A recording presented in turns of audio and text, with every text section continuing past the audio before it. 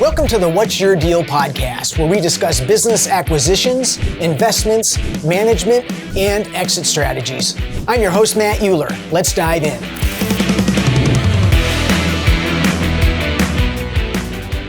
Welcome back to another episode of What's Your Deal. I am so excited to have Eben and Ali Hartzenberg with me today. Just amazing people. And so I'm going to walk you through their introduction, and then we'll dive into how I know them and their experience and background. Eben and Ali are powerhouse entrepreneurs, operators, previous partners, and longtime friends of mine. They have bought, sold, and operated 9 businesses over the years. Based in Sedona, Arizona, they've built and scaled a portfolio of successful retail businesses in one of the most competitive tourist business markets in the country.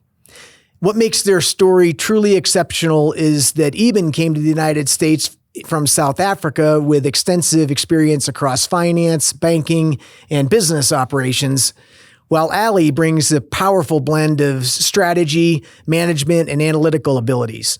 Together, they make a formidable team starting from nothing and have built an amazing portfolio of profitable businesses and a terrific life for themselves. And personally, I've been working with them for, 9 years now, or maybe a little bit more. They have a spot in my heart that will never be replaced, and I've enjoyed my time with them all along. So I am excited to dive into their story. It is truly unique, and the life that they've built is one that most people would aspire towards. So welcome to What's Your Deal? Thank you, Matt. Thank you for having us, Matt. Absolutely. So if we can start with you, Eben, you came to this country and started from scratch. And I think a lot of that had to do with you having to leave behind everything that you had built before. Can you walk us through that? And it's been a fascinating journey, to say the least.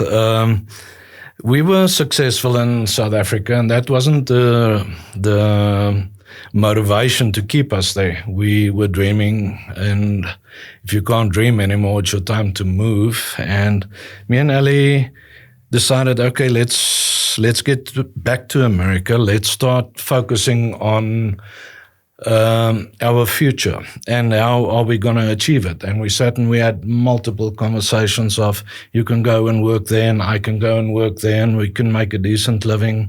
And we just decided, for once, let's tackle this. We don't know what we're going to do, but let's do it. And we started researching every possible thing that you can think of. We studied, and when I say we, it's more Ali. Ali studied specific lamb for their wool, and specific chickens that lay blue eggs and whatever else, and trees, custom trees and grasses. And we tried everything. That took us literally 6 months, where we wrote complete business plans from scratch. Okay. And we researched every single topic. And finally, we just decided, okay, this is not going to work. We can't do this. We need to get into retail, because we understand how difficult it is to, if you get into the service industry, how difficult that would be.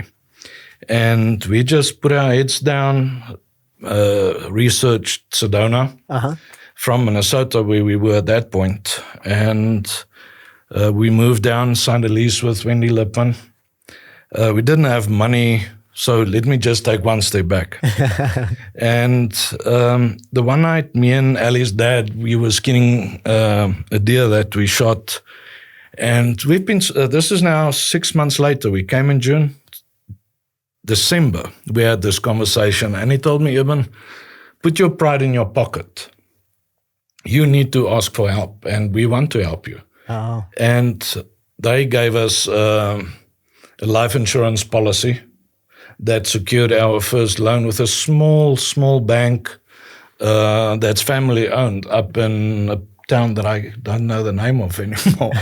But that is how we started. Wow. And wrong choices constantly, and we just don't know how to give up. So I think it's ignorance too. Well, So I've been talking a lot about that lately, and where does tenacity come in, and where is it just stubbornness, and what's the difference, and where is it persistence, and knowing your story from the outside and the inside to some extent, persistence and tenacity and intelligence is what I've seen. And again, I don't believe anybody makes it with a perfect record, right? We're all trying to figure it out. Yes. But to start from nothing and then to ask for help to build what you've built now is just extraordinary. And it's really something that's important. That most of the audience that we have on this podcast are either aspiring business owners or business owners. And especially in today's day and age, it can look so easy from the outside. And the reality is, I've never met anybody where it was easy. And certainly for you both, you've worked at it. It worked real hard. I can tell you a short story to give your listeners some hope. If I have to do this again, I would. And the knowledge, banking background, all of the backgrounds that we have wasn't retail specific. Mm-hmm. So by not having the knowledge, I feel, was part of our saving grace because, as I said, I think being stupid or ignorant or not caring about your skill set and just wanting to do something for yourself is enough motivation to take the first step in doing something for yourself. And I think we've proven that. It's not easy. Yeah. But it's definitely worth it.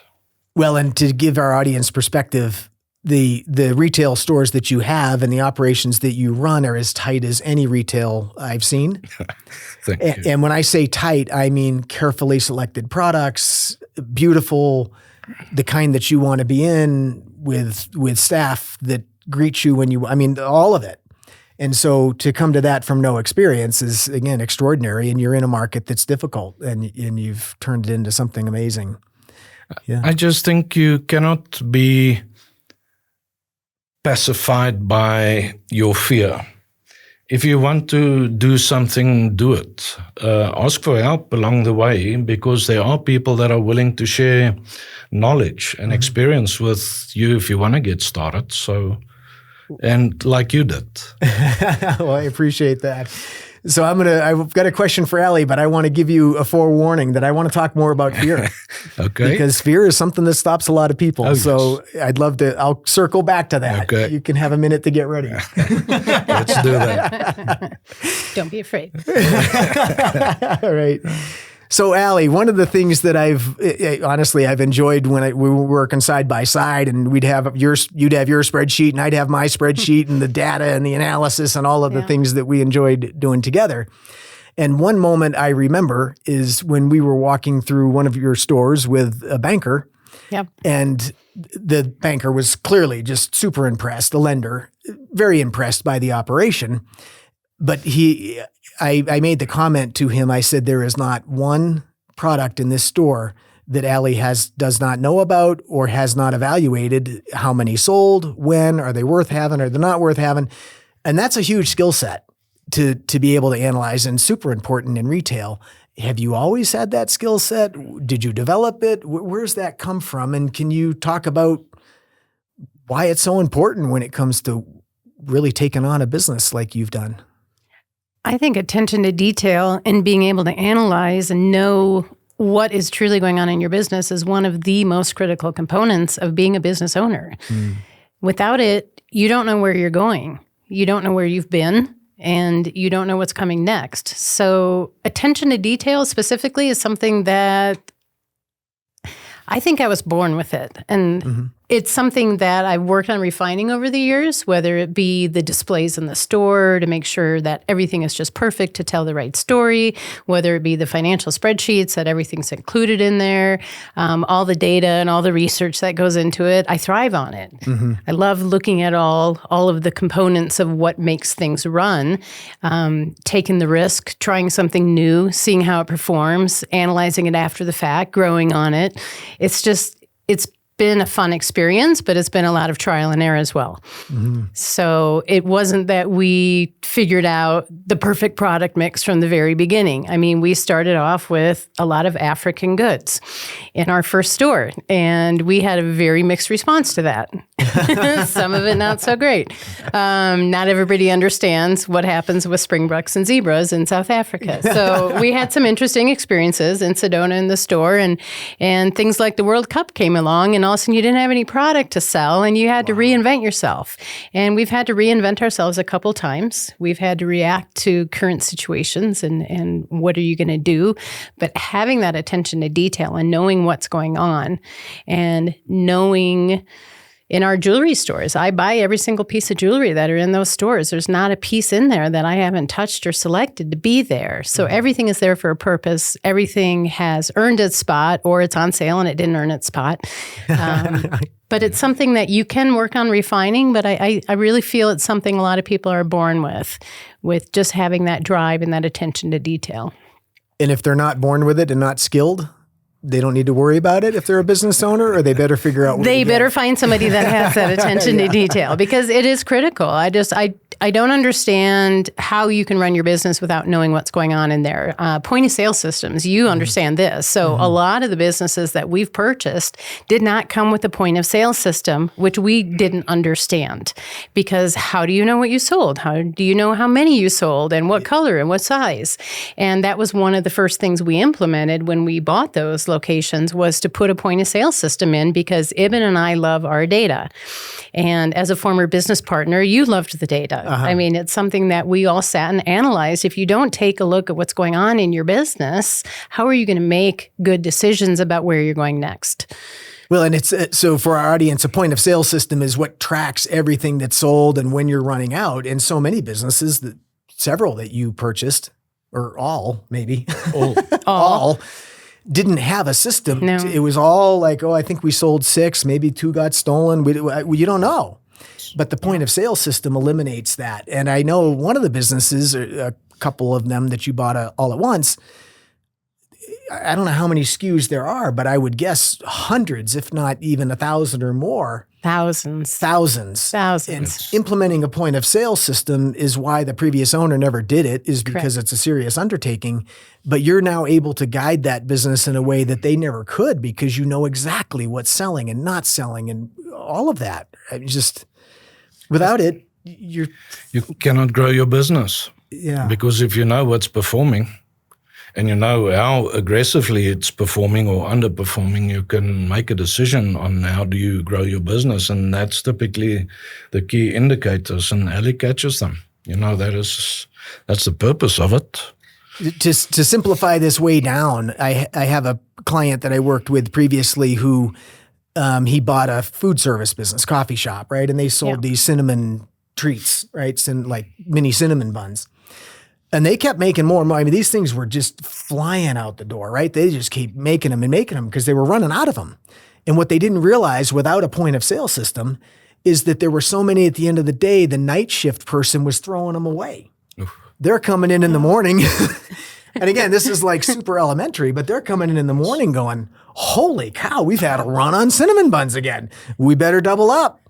And then they're throwing away twice as much the next night. And this is where a point of sale system eliminates that. Yes. And so having those dials to determine whether you're running out of gas or driving down the right road is what you have implemented in such a huge way.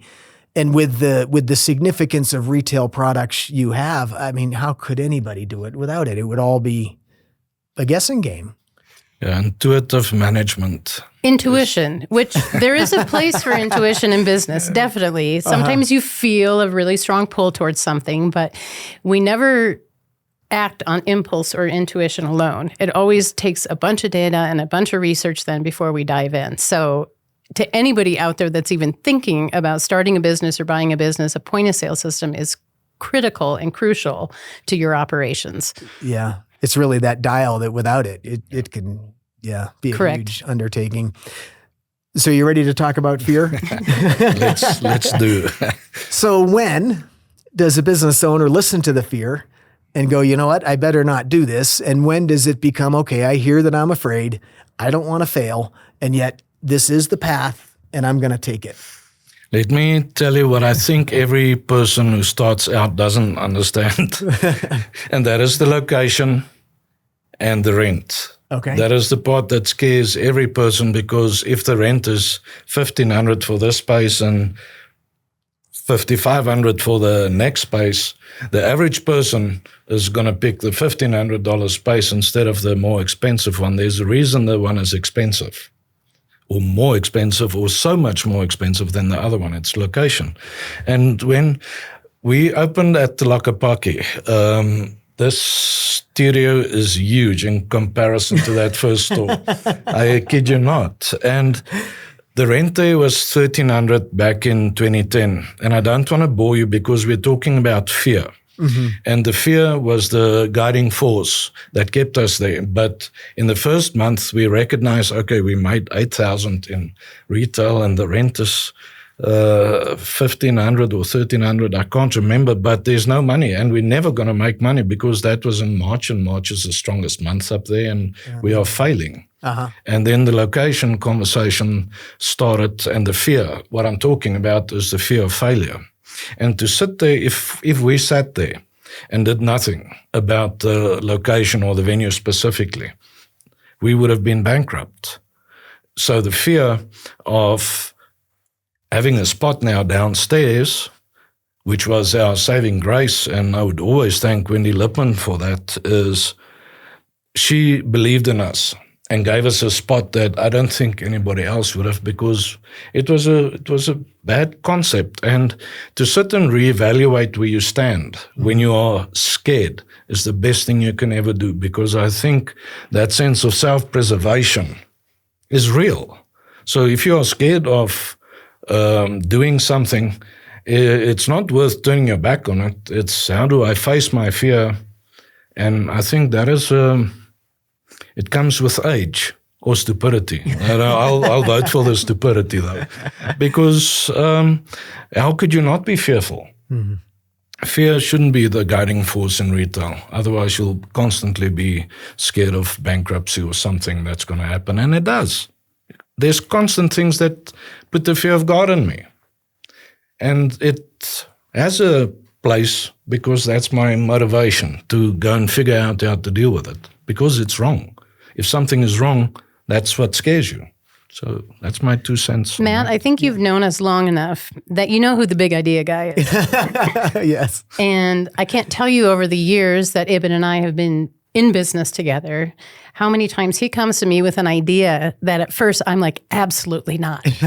You're crazy. There's no way we would have enough time, money, resources to do any of that. Uh-huh. But then I sit with it a while, and Eben keeps poking and prodding a little bit and offering some more information, and I start to do the research. So for us, I think, again, doing your research and getting knowledge and getting educated on what the opportunity is and taking it in bite-sized chunks starts to take that fear away, and it starts to become a reality situation of, is this a good decision or not? Okay. You have to take the emotion out of it.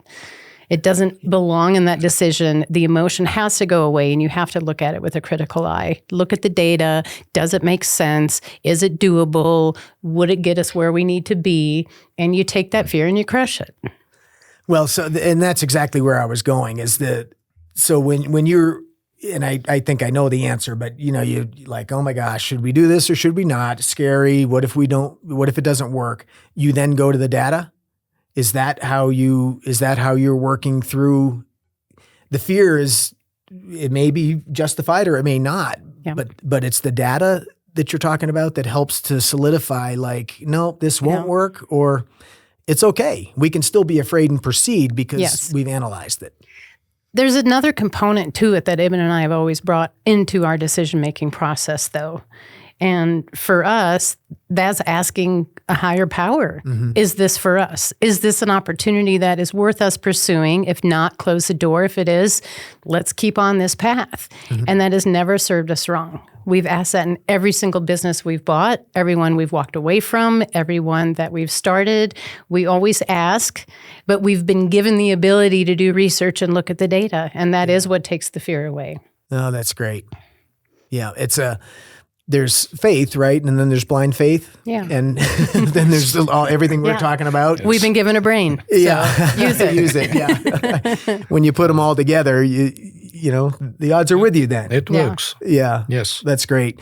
And part of the reason I wanted to amplify that is because a lot of people get an idea and they are so captivated by the idea and what they expect will happen and hope will happen, as opposed to being willing to say, okay, let's just look at the facts.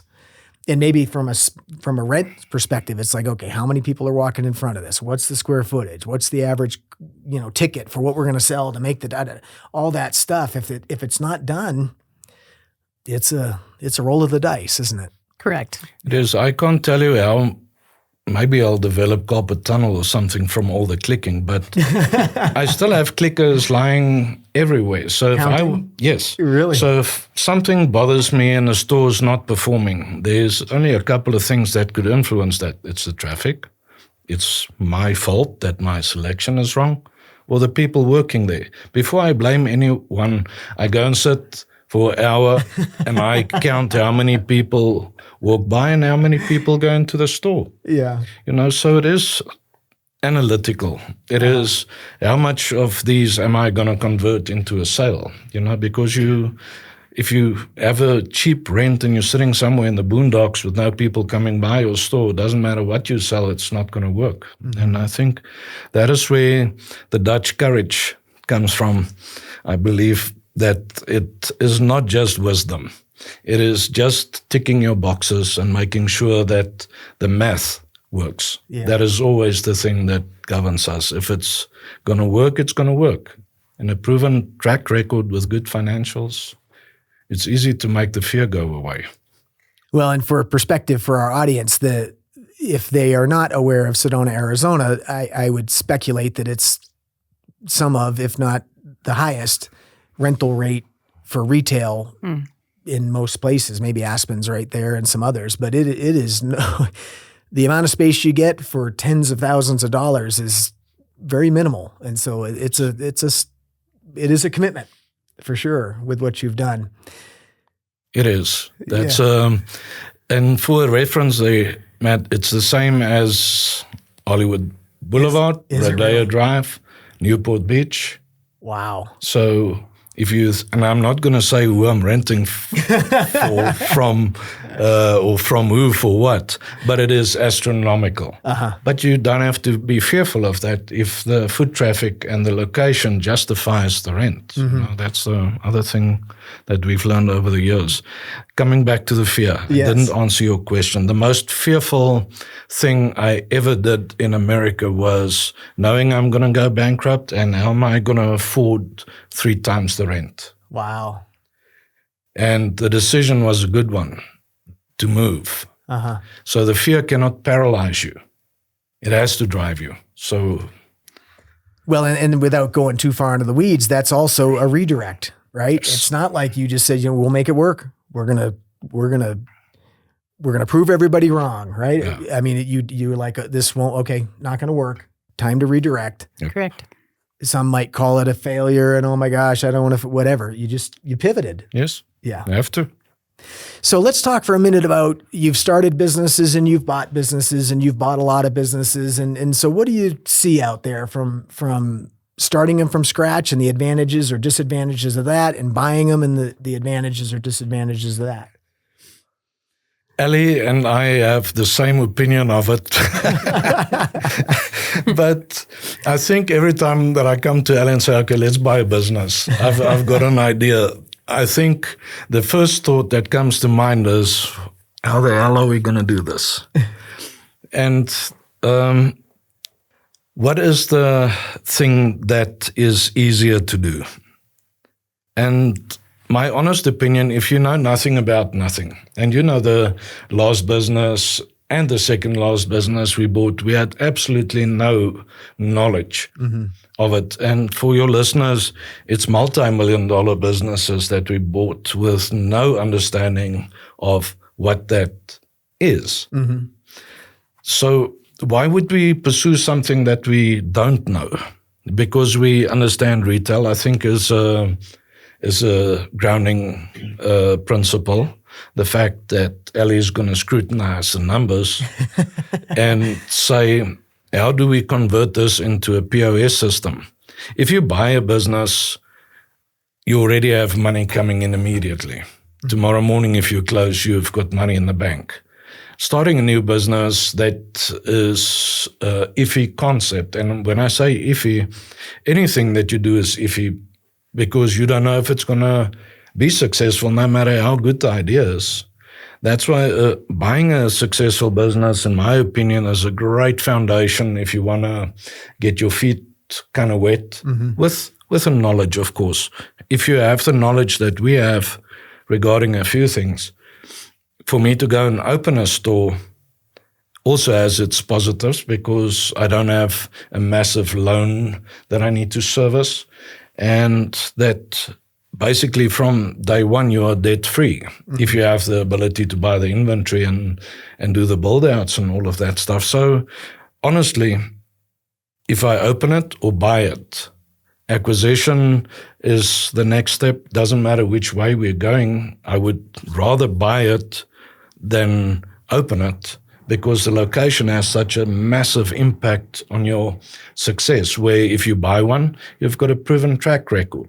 You know if it's a good location or not because the seller's proven it or not. Exactly. So I'm comfortable with both at this point, but I wouldn't go and start something new. I would buy something new. Yeah. Do you want to add to that? I think we started the wrong way around because we knew nothing about retail and we started our first 2 stores. And we didn't learn our lesson the first time. We went and did it again before we finally came back and bought our first business. And I think we didn't understand until we bought our first business what a blessing it could be to do that. The other really difficult thing about starting your own business is product selection. So in the apparel industry, which we were in for quite a few years, your brands are what bring people in to buy your product. They want certain brands. And if everybody else in town already has those brands, what do you have left to sell? The crap. You don't want the crap. So having exclusivity on brands and buying a store that has an established, not only loyal following, but you've got established lines that are yours exclusively, it's a huge asset. Versus just going and starting, well, I'm just going to sell a T-shirt. Well, what that T-shirt is matters. So that was a big thing for us, I think, that we learned the hard way in starting a business when we started one in Hilton Head, South Carolina, and we couldn't get any of the brands that we wanted. Just because we had them in Sedona didn't mean we could automatically get them somewhere else. Somebody else already had them. So not having to reinvent the wheel is the advantage of buying, of course. But one of the things you had alluded to is didn't know anything about retail or that specific retail. I talk a lot about core competencies, and that ideally, if you have a core competency in what you're about to do or buy or whatever it is, your success rate goes way up because you've got skills. And what I know about you is that your core competencies in being able to evaluate locations, count traffic, analyze financials. I mean, all of these things are a core competency. And correct me if I'm wrong, but the product might have been different than what you had experience with, but you had gobs of experience in all of the other aspects that were a core competency that helped enormously, I would think. I agree with that. Yeah, absolutely. And I think if you want to break that down into the biggest challenge or the biggest blessing, I don't know still how to look at that, is people.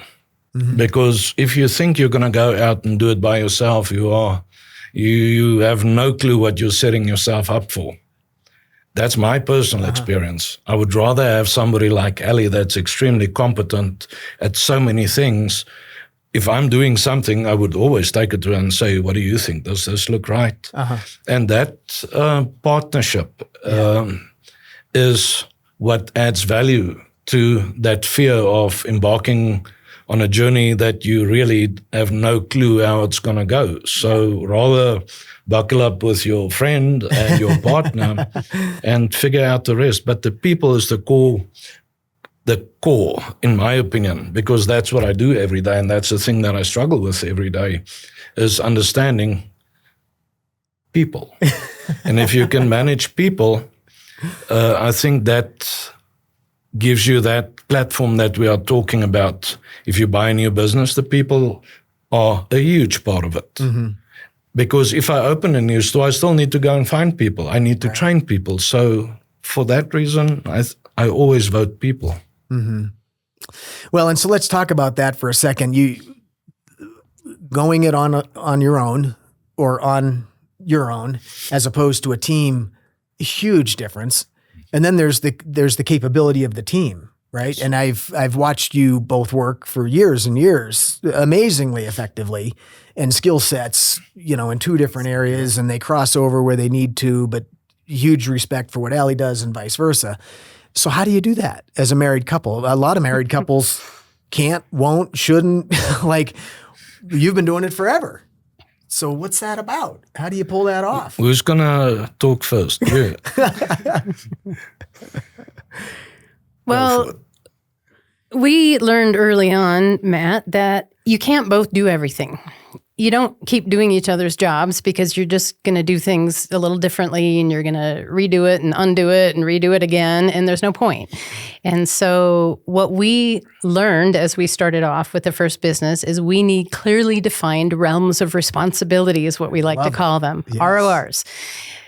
That's your lane. This is my lane. Yes, there are some merging lanes where we need to come together, but we couldn't get to everything if we literally tried to manage every aspect of the business with both of us making every single little daily decision. So we split it up. Like Eben mentioned, he handles the people. I don't have the patience for it. He's much better at it than I am in managing people, and he's got a lot more experience at it.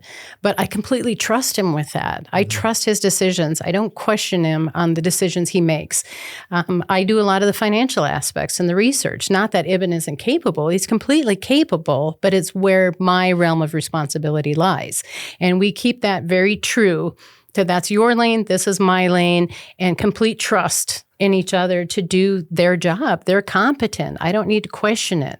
When it comes to big things, when it comes to expanding or buying another business or starting another, that's when we come together and we have those big discussions and we hash it out and we go from there. But for us, a lot of it is just clearly defined roles within the company and then clearly defined time. I'm not going to say that we don't bring business home. I don't think there's any married entrepreneur that can say we don't bring business home. Of course we bring business home.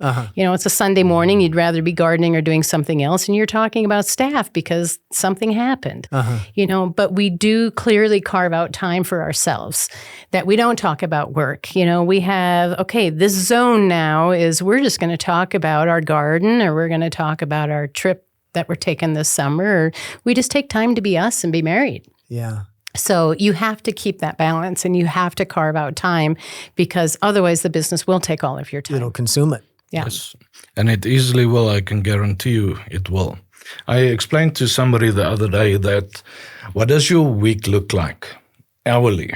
I don't count the hours. I don't care about it anymore. But I think too, you would easily put in 80 to 100 hours without batting an eye for that. And if your partner doesn't understand that you need to go and take care of this issue, even though it's going to take Saturday and Sunday, I can't get mad at her for not giving me the attention now because I'm needy or the other way around. It's a question of what you have to do. And understanding what you have to do is, like we say, it's a clearly defined role. Do you want to do it? Do I do it? We are both capable, but the responsibility lives purely with the person in whose lane that is. Yeah.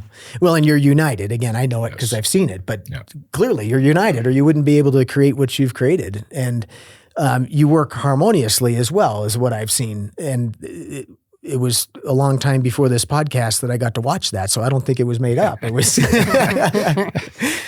So let me ask you a question, just because I think it's important, and I've experienced it in some of my own partnerships where somebody makes a mistake. So you've got enormous trust, and yet Ali makes a mistake. How do you manage that when it's? I mean, aside from the fact that you love her and she's your spouse, but they're like, "Oops." What do you do in a partnership like you have? For me, it's very simple. Don't do that again. Because that is the lesson learned. You know, why do I need to go and give her a hard time? She's harder on herself than I am on her, so there's no need for me to reprimand her. And if something that I told her this the other day is, this is a business partnership and it's a marriage. Yeah. The business governs the business. And if I have an argument with a business, I'm not having it with my wife. I'm having it with my financial manager. And as long as we remain respectful to the role, the rest follows. It's not that you won't have your moments, because you will. It's how you deal with it. And reprimanding is not the solution. Yeah. It is recognizing that the decision should not have been made without having the conversation with the other party, because it is still a partnership. I make it. I told people this morning, if I am developing a product range, I will do that all day long because I love it. But I come to Ali first and I say, how much will you give me? Can I have 6? And this is the exact same mistake that we are talking about. She gave me 6, I spent 10. The reprimand was, don't do that again.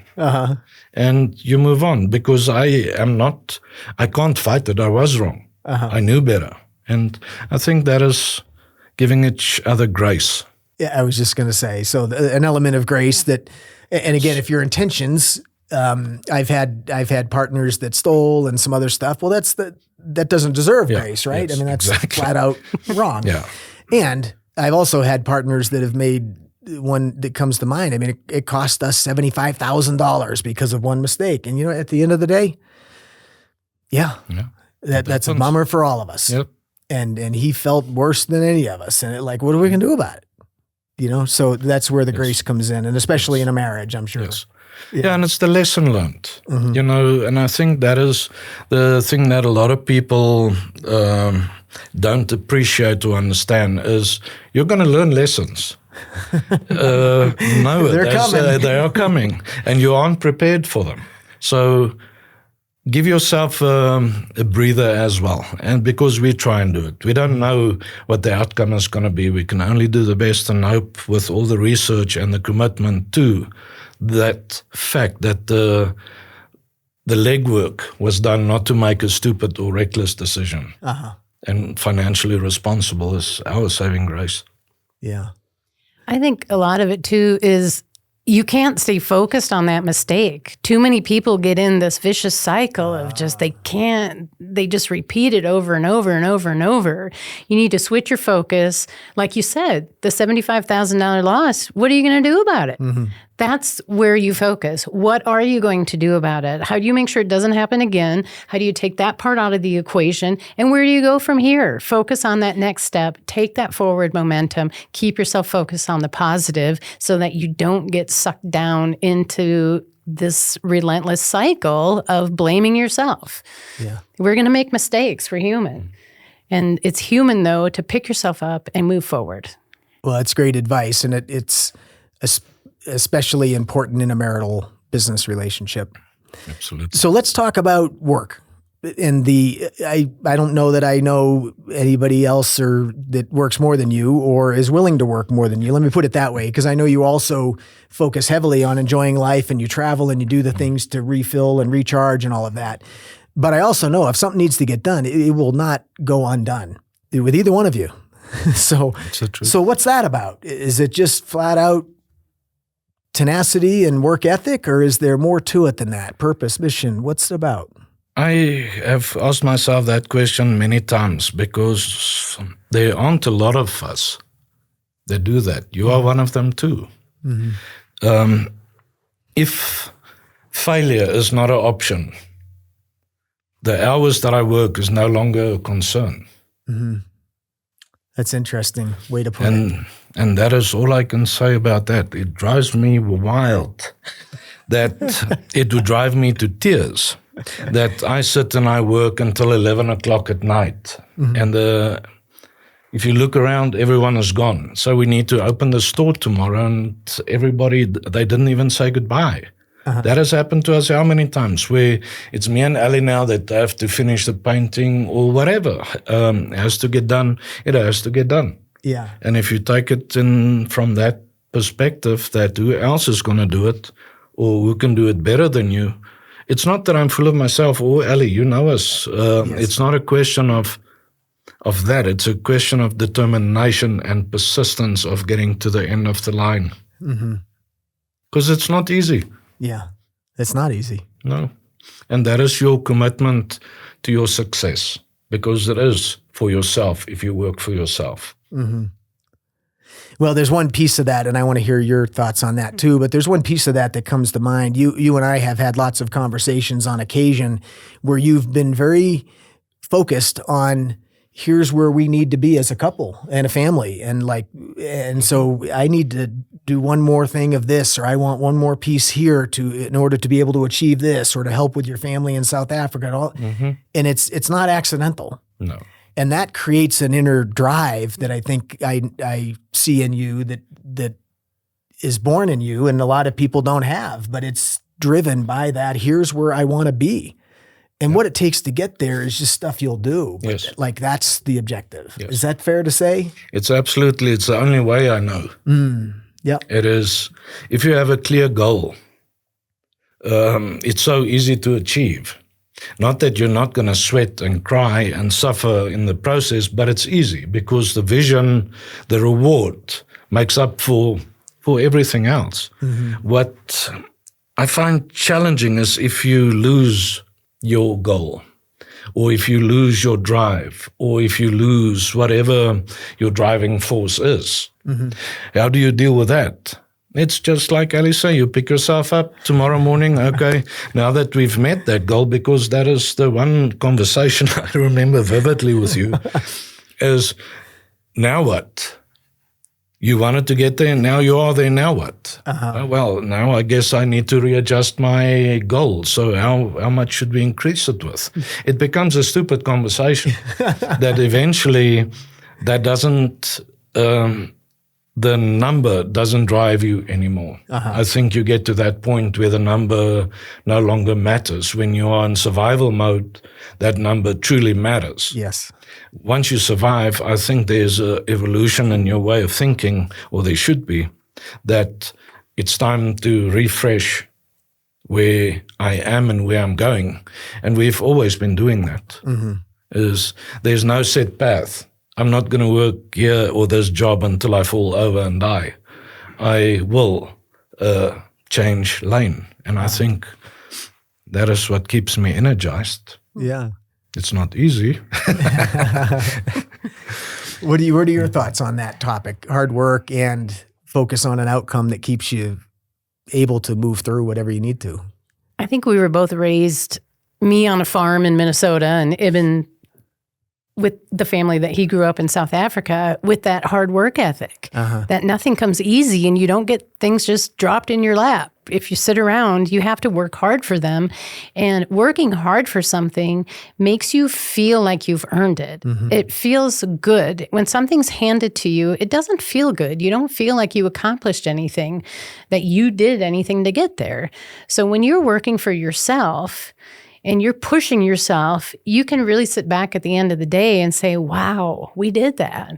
And it means a lot. It means so much more. But it's not just us, and it's not just taking care of family in South Africa, which we're so blessed to be able to do, but it's everybody that works for us. I mean, we have a family. We have 40 plus, a lot of single women, divorced, single mothers, that rely on us to make good decisions and everything to work for their livelihoods. And so there's a lot riding on what we do, and we don't take that responsibility lightly. And you do what it takes to get it done. And pardon my French, but I don't like to do anything half-ass. Yeah. So you don't do it like that. You do it right, or you don't do it at all. Yeah. That's great. Agreed. Well, it's part of what I enjoy so much about you and the conversations we have, but you as people as well, is just that it's those values and principles are so evident in who you've always been as long as I've known you, but also what you've been able to create, and you've been rewarded for that. And it's exactly how it should be. No, thank you, Matt. Yeah. Yeah, we're blessed. We are. It's hard work, but with work comes blessings. I truly believe that. Yes, for sure. Yeah. There's so much more I want to talk about. I know we're running out of time, so let me pick two questions. One is, what's a red flag? If you're looking at buying a business, is there one red flag or something that shows up where you're just like, okay, out, on to the next one, that would be beneficial for our audience to know from people who have been there a lot? You want to go? One red flag. There's a couple. And a couple's fine. Yeah. I think one of the biggest ones for us is the owner's role in the company. How much time is it going to take for what you get out of it? And if it's going to take all of your time and you're not going to get a lot out of it, that's a clear one for us because we have multiple businesses. We can't devote ourselves to just one new business. So for us, that's one clear red flag for us is too much dependency on one person, one owner to do that whole business. That's excellent. Yeah, for me, it's the infrastructure. The people. How many people do you have working for you? Just you, not interested.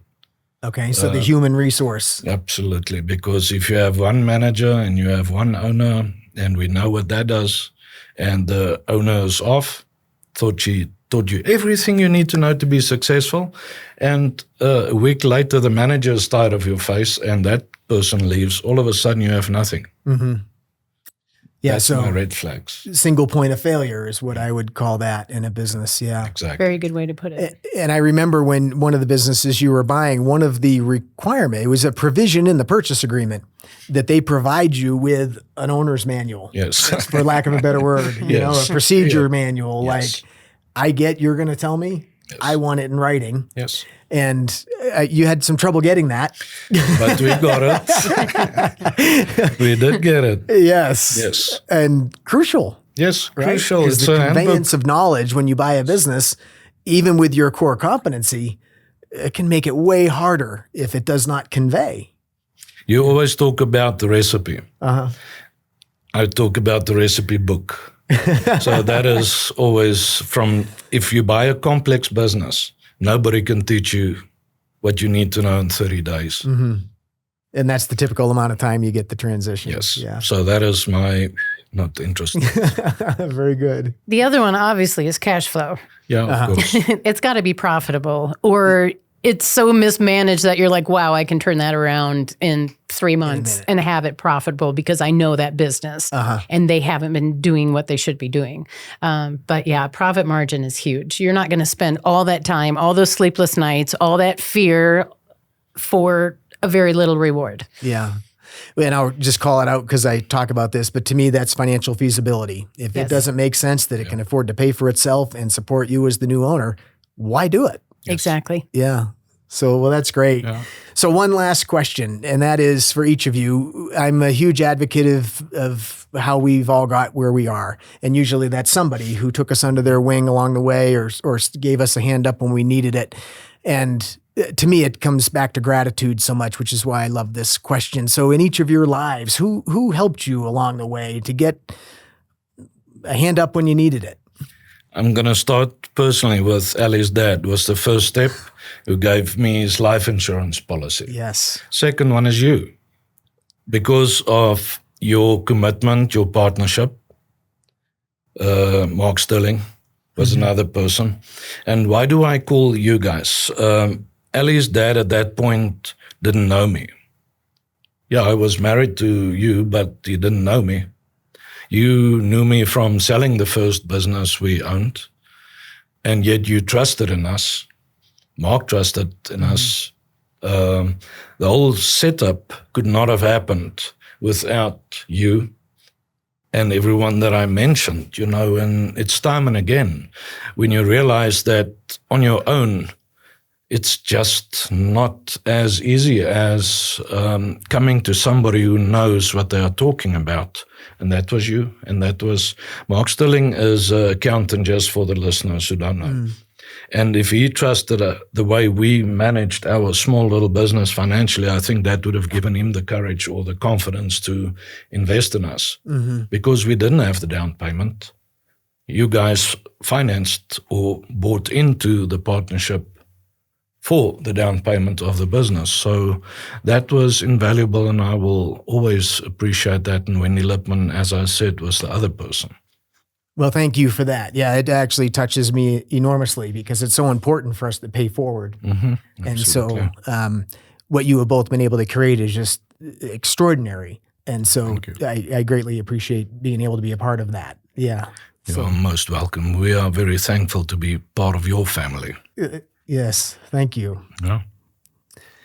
You taught me a lot about business things I didn't know existed. About LLC structures and pass-through taxations and just all these things that came up in our meetings, that between you and Mark is just this whole wealth of knowledge out there that now is easily accessible for people. But back then, unless you knew somebody that had that, you couldn't get that information. And it was by somebody being willing to take you under their wing and share that information with you for no other purpose than to help you, to open your eyes. And so that was really critical in our success. I think the other thing that Eben and I, as we were talking about this, is the people that have worked for us along the way have been so critical to our success. We recently lost somebody that was one of those people that we were really thankful for. And she was a buyer for our apparel store. So without her knowledge and her dedication to making our business a success, we wouldn't have been where we were. We would have made a lot of stupid decisions. We still made a couple, but she really prevented us from making more. And realizing you can't do it all on your own. You need good people that work for you. Marsha that works for us now. Holy cow. I don't think we'd get through a day without Marsha. You know, so there's been people like Grace, people like Marsha, people that have worked for us over the years that have become so special to us. They're our family and they mean so much to us. And they've taught us how to be better businessmen, how to do our business better. And without them, we wouldn't be where we are. Absolutely. Agree. Well, that's extraordinary. Yeah. So I am so grateful for who you are and the friendship we have, and for you being willing to come here and share your experience and your knowledge and all of that with our audience. It truly is invaluable from somebody for somebody who's just trying to figure out where the first step is or something. You shorten the curve. And so thank you for being here. You are so very welcome. Thank you for having us. And just for the sake of saying it, and this is not a marketing blip, there's nobody that I would refer anyone to other than you. Why? Because we've gone through different brokers. You know it. And there's a bunch of hooligans out there that do not know what they do. And you and your team have made things happen that I can tell you no banker would do for you. No other brokerage has the ability to achieve. So for that, I really appreciate that. Yeah, thank you very much. Thank you, Matt. Thank you. Well, there you have it. So I started out this episode talking about how these people have just such a special place in my heart. I'm sure you now know why, and you can feel it. I hope it's been as valuable for you as it has been for me to spend this time with them again, and the knowledge that they've shared is just the kind of thing that I don't know where else you would learn it. So with that, we will see you on the next episode. And that's a wrap on today's episode. We hope you enjoyed the conversation and got some valuable insights into the world of buying and selling businesses. Want to be a guest on our show? If you have a deal that you'd like to discuss with us or a business story to share, we'd love to hear from you. Shoot us an email using the contact information below in the episode notes, and let's make this happen. Never miss an episode. Make sure you subscribe on Apple Podcasts, Spotify, or wherever you listen. And if you found today's episode helpful, please leave us a review. It helps more people like you find the show.